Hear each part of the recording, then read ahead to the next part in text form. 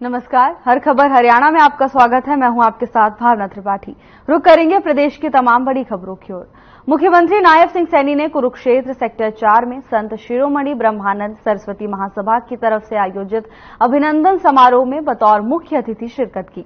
इससे पहले मुख्यमंत्री नायब सिंह सैनी, सांसद नवीन जिंदल, राज्य मंत्री सुभाष सुधा ने जगत गुरु ब्रह्मानंद सदन का शिलान्यास किया और मुख्यमंत्री नायब सिंह सैनी ने स्वयं अपने हाथों से सदन की नींव की ईंट रखी। इस कार्यक्रम में मुख्यमंत्री नायब सिंह सैनी ने 21 लाख रुपए की अनुदान राशि देने की घोषणा की। इसके साथ ही सांसद नवीन जिंदल और राज्य मंत्री सुभाष सुधा ने 11-11 लाख रुपए देने की घोषणा की। कार्यक्रम में महासभा के अध्यक्ष रोशन लाल महला, मुख्यमंत्री नायब सिंह का पगड़ी पहनाकर स्वागत किया गया। इस दौरान उन्होंने कहा कि प्रदेश सरकार जगत गुरु संत शिरोमणि ब्रह्मानंद महाराज के जीवन का अनुसरण करके जरूरतमंद और गरीब लोगों के जीवन को सरल और सहज बनाने का काम कर रही है।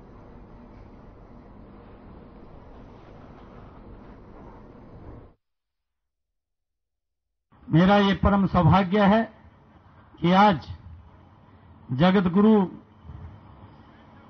परम आदरणीय गुरु ब्रह्मानंद जी महाराज के इस भवन के अवसर के ऊपर आज मुझे आने का अवसर मिला है। अभी तो हम 11 लाख रुपया अपने सुभाष सुधा जी दे रहे हैं, 11 लाख रुपया हमारे नवीन जिंदल जी दे रहे हैं और 21 लाख रुपया मैं दे रहा हूं इस पवित्र भवन के लिए।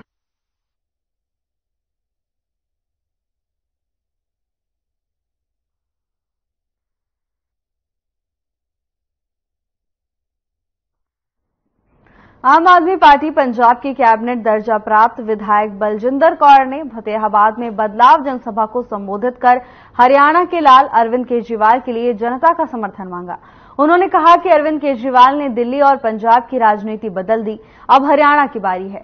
आपकी सरकार बनने पर दिल्ली और पंजाब की तरह हरियाणा में भी शानदार स्कूल और अस्पताल बनाएंगे। इसके साथ ही मुफ्त और 24 घंटे बिजली देंगे। हर गांव शहर में मोहल्ला क्लिनिक बनाएंगे, सरकारी स्कूल अस्पताल ठीक करेंगे और सबको मुफ्त शिक्षा और इलाज देंगे। पिछले 10 साल में बीजेपी की सरकार ने हरियाणा में कोई काम नहीं किया।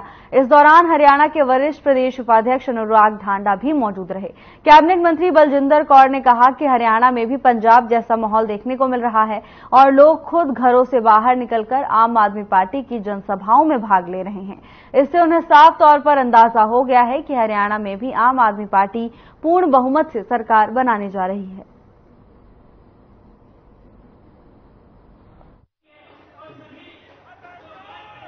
पूरे हरियाणा के अंदर 45 जनसभाओं का आयोजन आम आदमी पार्टी ने किया 15 दिन के अंदर। इससे पहले किसी पार्टी ने हरियाणा की राजनीति में ये ना तो चुनौती ली, ना इसको कर पाने में कामयाब हुए। आम आदमी पार्टी अगर ऐसा करने में कामयाब हो रही है, अभी तक हमने 7-8 जनसभाएं कंप्लीट की हैं, अगर हम करने में कामयाब हो रहे हैं तो सिर्फ इस वजह से क्योंकि जमीन पे हमारा मजबूत संगठन है और हर जगह पर लोगों का भरपूर समर्थन हमको मिल रहा है। ऐसे समय में जब गर्मी इतनी ज्यादा है, जब खेतों में अभी भी लोग व्यस्त हैं, ऐसे समय में जब कांवड़ यात्रा चल रही है, इस तो पहला मैं जनसभा पूरी करके इत्थे आई है ते इत्थे फतेहाबाद रखी सी। सो बहुत सोहना माहौल आ और पूरा मैं कहूँगी कि पंजाब वर्गा माहौल जिस वेले सरकार बनानी सी उही जिहा माहौल अज हरियाणे दे विच बनिया होया। और सब तो खास गल इन्हां जनसभा दी ये है कि लोग अपने जनून दे नाल, अपने जज्बे दे नाल, अपने जोश दे नाल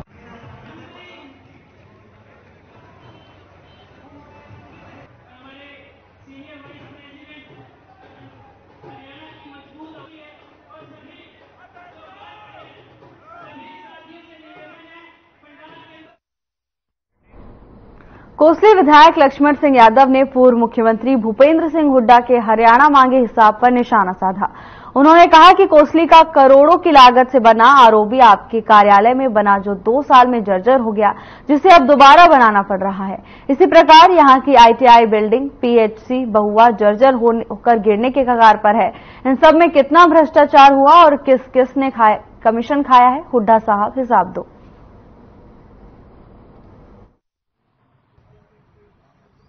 हरियाणा से हिसाब मांगे, हरियाणा की जनता मांगे हिसाब। आज वो दिवाली पहुंच गई, क्या कहेंगे उनके इस कार्यक्रम?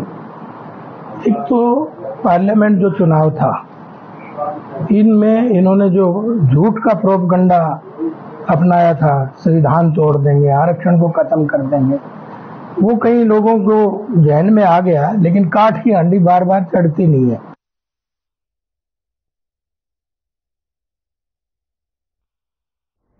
खबर अंबाला से है। खनन मामले में ईडी की गिरफ्त में चल रहे कांग्रेस विधायक सुरेंद्र पवार को 9 दिन का रिमांड पूरा होने के बाद अंबाला कोर्ट में पेश किया गया। कोर्ट में विधायक सुरेंद्र पवार को पेश करने के बाद ईडी ने 5 दिन का फिर से रिमांड मांगी है, जिस पर सुरेंद्र पवार के वकील ने ऐतराज जताया। जहां कोर्ट में ईडी के वकील और सुरेंद्र पवार के वकील ने अपना अपना पक्ष रखा, तो वहीं लंबी कार्रवाई के बाद सुरेंद्र पवार का 3 दिन का रिमांड कोर्ट ने मंजूर करते हुए उन्हें रिमांड पर भेज दिया। ईडी ने कोर्ट से आगे की जांच के लिए रिमांड की मांग रखी थी, जिसे कोर्ट ने मंजूर किया। वो जज का डिस्क्रिप्शन होता है। हमने आर्गू किया था कि रिमांड आगे ईडी कस्टडी नहीं होनी चाहिए, तो 5 दिन का ईडी ने मांगा था और कोर्ट ने उसको 3 दिन के लिए कर दिया और प्रोडक्शन है 1 को।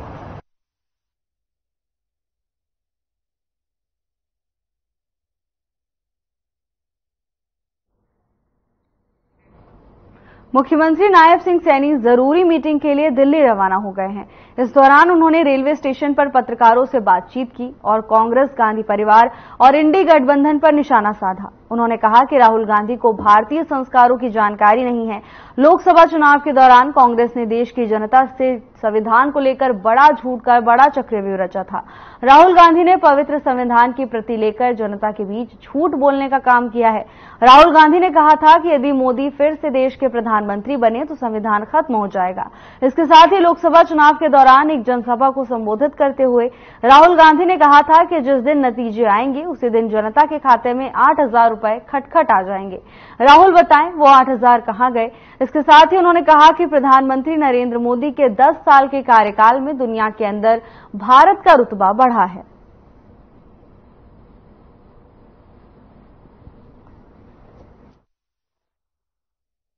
भारतीय संस्कार होने बहुत जरूरी है और जिस चक्रव्यूह की वो बात कर रहे हैं, कांग्रेस का जो झूठ का चक्रव्यूह था, राहुल गांधी जिस पवित्र संविधान को लेकर के लोगों के बीच में गया और राहुल गांधी ने रैलियों के अंदर पब्लिक के बीच में जाकर के, देश के लोगों के बीच में जाकर के उस पवित्र संविधान को उठा करके ये बड़ा झूठ बोलने का काम किया कि मोदी आएगा तो संविधान खत्म हो जाएगा।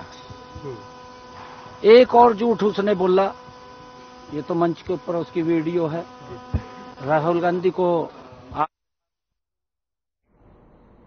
एक छोटे से ब्रेक के लिए रुकेंगे, जल्द हाजिर होंगे ब्रेक के बाद।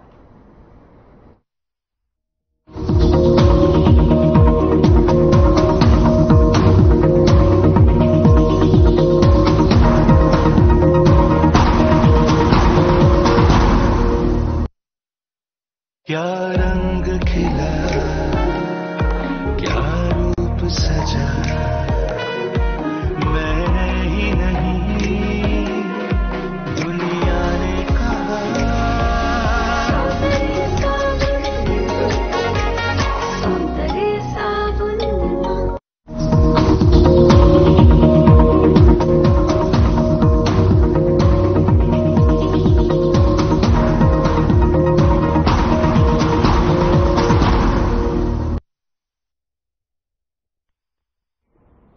ब्रेक के बाद आपका स्वागत है। खबरों में आगे बढ़ेंगे। हरियाणा के परिवहन मंत्री असीम गोयल ने एनसीपी नेता शरद पवार के बयान पर पलटवार किया है। शरद पवार ने केंद्रीय गृह मंत्री अमित शाह को लेकर बयान दिया था, जिस पर अब असीम गोयल ने बयान देते हुए कहा कि शरद पवार की ये शब्दावली साबित करती है कि उनके सत्ता में न आने की फ्रस्ट्रेशन है। वहीं कांग्रेस नेता बीरेंद्र सिंह के बीजेपी को जाति और धर्म की पार्टी कहे जाने पर कहा कि चौधरी बीरेंद्र सिंह मौका परस्त नेता हैं।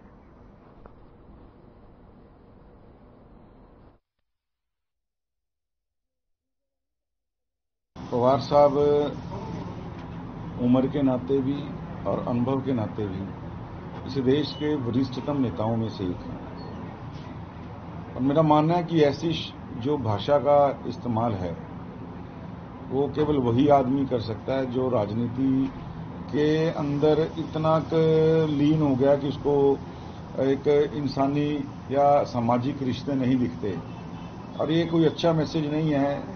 जो मेरा ये मानना है कि राजनीति के अंदर भी पीढ़ियां आती हैं, नई पीढ़ियां, नए लोग आते हैं, और जो एक माइलस्टोन वो ऐसे बड़े लोग सेट करके जाते हैं तो उसी के फुटप्रिंट्स को नेता फॉलो भी करते हैं।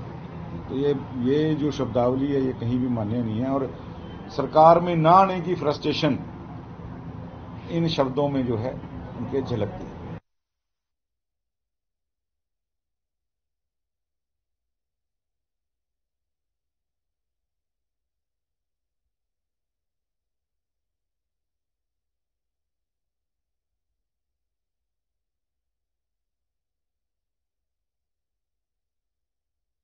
खबर अंबाला से है, जहां शरद पवार के बयान को लेकर परिवहन मंत्री असीम गोयल का बयान सामने आया। इस दौरान उन्होंने शरद पवार के बयान पर जमकर पलटवार किया।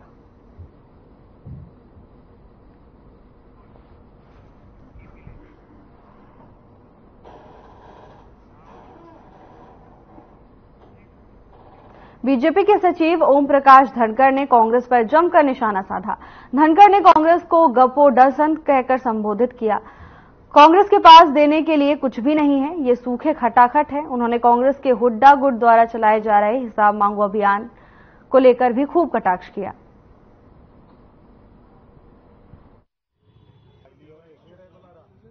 देखिए, मैं कहूंगा कि कांग्रेस पार्टी 14 में भी इस तरह की बातें कर रही थी, 19 में भी बहुत जोश में थी, तो कांग्रेस के सपने साकार नहीं होंगे। निश्चित रूप से जो वहां की दिक्कतें हैं वो भी आपको मालूम है। मैं एक बात कह सकता हूं धड़ल्ले से कि तीसरी बार में कांग्रेस की कितनी सीटें बची थी, वो विपक्षी दल भी नहीं बन पाई थी।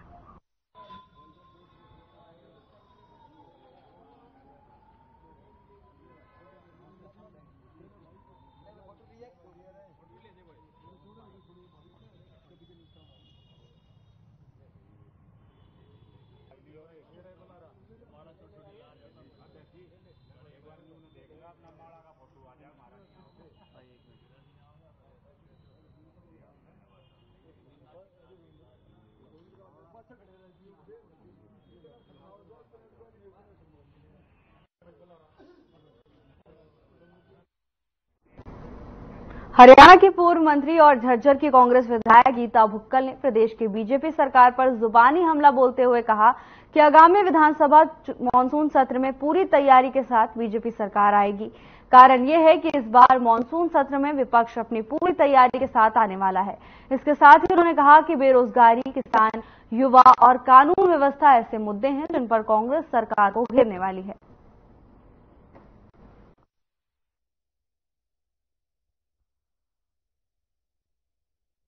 न केवल मानसून सत्र की, आने वाले विधानसभा चुनाव की भी कांग्रेस पार्टी ने पूरी तरह से तैयारियां कर रखी है। हम लोग सभी लोग फील्ड में उतरे हुए हैं, कांग्रेस के सभी साथी वर्कर उतरे हुए हैं। लोकसभा के चुनाव में भी सबसे ज्यादा वोट अगर कहीं मिले तो हरियाणा में कांग्रेस पार्टी को 47.6% मिलने का काम किया है, जिसमें हमने 5 सीटें मजबूती से जीती, और जो 5 सीटें हम लोग हारे भी हैं वो भी हमारे कम मार्जिन से थी।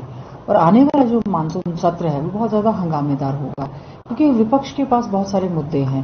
हमने हमारी हरियाणा मांगे हिसाब, हम चाहते हैं कि बीजेपी अपने टेन्योर का श्वेत पत्र जारी करे, वो ये बताएं कि जो उन्होंने घोषणा पत्र में अपने वायदे किए थे, कौन से वायदे ऐसे हैं जो उन्होंने पूरे किए।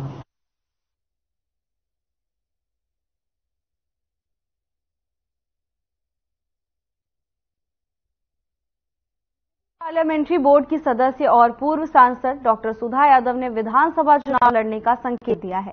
रेवाड़ी के पीडब्ल्यूडी रेस्ट हाउस में प्रेस कॉन्फ्रेंस के दौरान पत्रकारों ने उनसे पूछा, जिसके जवाब में उन्होंने कहा कि डॉक्टर सुधा यादव ने हंसते हुए जवाब दिया, अभी उन्होंने इस पर कुछ नहीं सोचा है। इसी के साथ डॉक्टर सुधा यादव ने कहा कि भले ही हरियाणा में हमारी लोकसभा की सीटें घटकर 5 रह गई, लेकिन हमने विधानसभा वाइज देखें तो कांग्रेस से ज्यादा सीटें जीती हैं।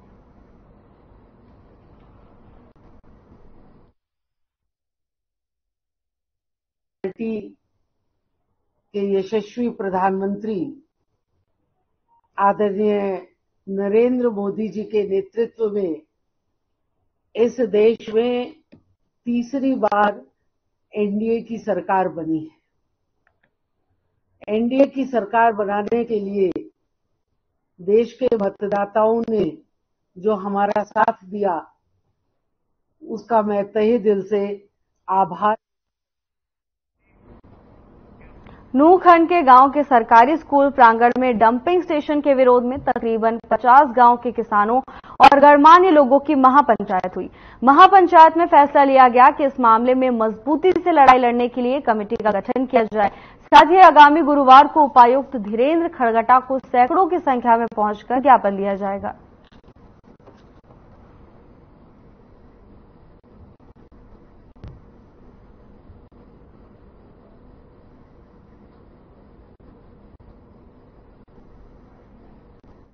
कमेटी वीरवार को जिस हिसाब से मिलेगी और अपने सारी समस्याएं रखेगी।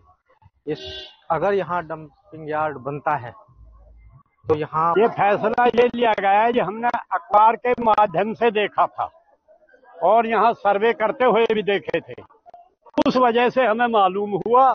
और ये हमारे 60-65 गांव जो है ना, ये सब इसके खिलाफ रहेंगे।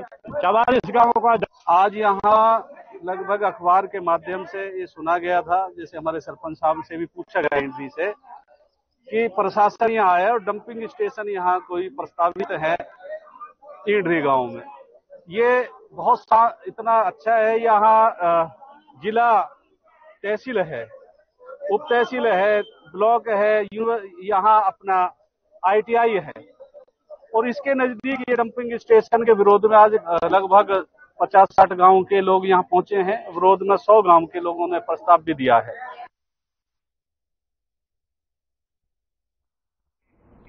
श्रावण मास की शिवरात्रि के अवसर पर भगवान शिव के मंदिरों में जलाभिषेक करने के लिए शिव भक्त डाक कावड़ लेने के लिए भी हरिद्वार के लिए रवाना होने लगे हैं। वहीं पैदल कावड़ यात्रा को लेकर आने वाले शिव भक्तों के जत्थे भी अपनी मंजिल की ओर बढ़ रहे हैं। इसी कड़ी में फरीदाबाद के बल्लभगढ़ मलेरा रोड से हरिद्वार के लिए रवाना हुई डाक कावड़।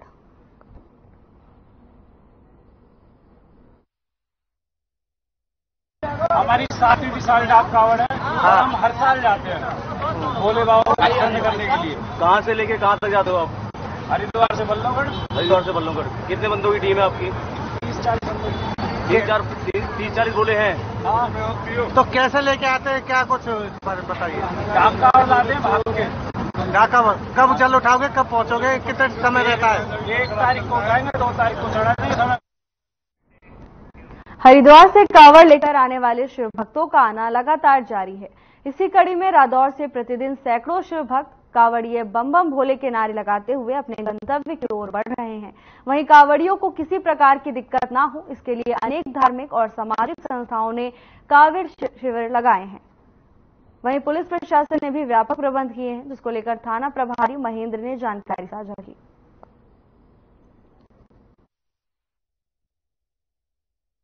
22 जुलाई से 2 अगस्त तक कावड़ यात्रा का आयोजन चल रहा है।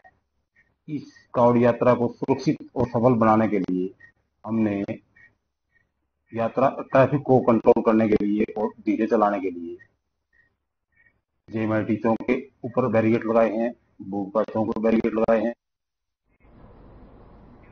सावन के दूसरे सोमवार के मौके पर शिव मंदिरों में श्रद्धालुओं की भारी भीड़ देखने को मिली। यमुनानगर के सरोजनी कॉलोनी स्थित शिव मंदिर में भी श्रद्धालुओं का तांता लगा। लोग विधिवत रूप से पूजा अर्चना करके भोले बाबा को प्रसन्न करने पहुंचे।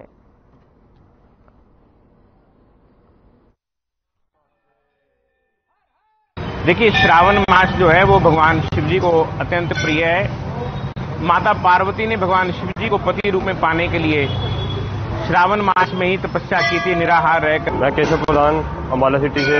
ये हमारी 20वीं कावड़ यात्रा है और हमारी श्रद्धा यही है कि हम जब भी कावड़ यात्रा भी आते हैं तो हमारा मन वहीं पे। और 1-1.5 साल हो गया मुझे इधर यमुनानगर रहते हुए। दयालु मंदिर की बड़ी कृपा है कि मैंने देखा बड़ी दुनिया श्रद्धा भाव से यहाँ पूजा करते हैं। पंडित जी भी। फिलहाल के लिए बस इतना ही। जल्द हाजिर होंगे नई अपडेट्स के साथ। नमस्कार।